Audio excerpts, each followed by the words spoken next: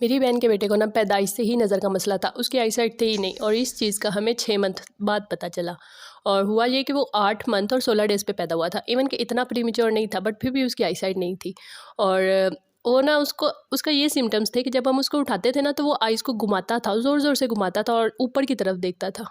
तो ये मतलब एक होता है ना बच्चा दरमियान मतलब सामने देखे, ऐसे नहीं था, वो ऊपर देखता था। तो ऐसे ही हम उसको ले रखा और जब 6 मंथ के बाद हमने उसका चेकअप करवाया ना तो उसकी आईसाइट थी ही नहीं, बिल्कुल। वो कहता है इसको तो नज़र ही नहीं आता, आपने 6 मंथ डाल कैसे लिए। फिर उन्होंने कहा इसका फौरी ऑपरेट करवाएं। तो हमने ना उसका नेम अहमद है, अहमद का ना फिर फौरी ऑपरेट करवाए, तकरीबन 1.5 लाख तब लग गया। उसके बाद उन्होंने कहा जब ये 2 से 3 साल का हो जाए फिर से ऑपरेट होगा इसका। फिर हमने ऑपरेट करवाया तो उस पर तकरीबन 3 लाख का खर्चा आया, लेंस डाले गए। तो ये होता है बाद का नतीजा कि वक्ती उस चीज़ को ना पकड़ा जाए ना तो ये मसला होता है। और मेरी बेटी हुई है 29 वीक्स पे पैदा। तो मुझे काफ़ी ज़्यादा सारे कमेंट्स आते हैं कि आप अपने बेटी का आई चेकअप करवाया कि नहीं करवाया। तो मैंने अपनी मम्मा से पूछा, वो कहते डॉक्टर्स ने ना पूरा चेकअप करके दिया था।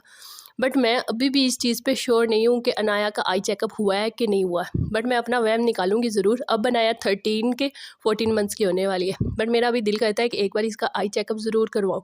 क्योंकि जो प्रीमेच्योर बच्चा होता है ना तो इसका जो रेटिना होता है ना जिससे बच्चा देख सकता है वो बनता ही 8वें 9वें मंथ में जाके है। और बच्चा उससे पहले पैदा हो जाए तो अल्लाह ना करे बच्चे को ये मसला हो सकता है। तो इस तरह जो प्रीमेच्योर बच्चे होते हैं ना इनका आई चेकअप सिर्फ ज़रूरी नहीं होता बल्कि बहुत ज़्यादा ज़रूरी होता है, क्योंकि 8-9 मंथ में जाके इनका रेटिना की डेवलपमेंट होती है।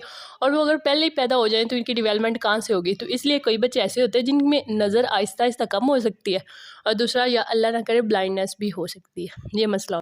तो इसलिए अगर आपके यहाँ प्रीमेच्योर बच्चा पैदा हो, चाहे वो 6 मंथ पे हो, 7 मंथ पे हो, 8 मंथ पे हो, तो आपने एक बार इसका ना लाजमी आई चेकअप उधर ही करवा लेना है।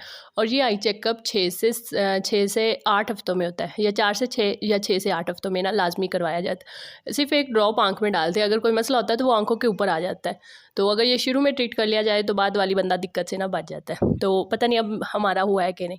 तो आप लोग मुझे मैसेज जब करते हो तो मुझे इतना ज़्यादा वहम होता है कि पता नहीं अनाया का हमने करवाया भी है कि नहीं। मुझे तो तब नहीं पता था, बट मेरी अम्मी कहती है करवाया हुआ है, इसका कंप्लीट चेकअप हुआ। फिर ही उन्होंने ना हमें इसको ना हैंड ओवर किया।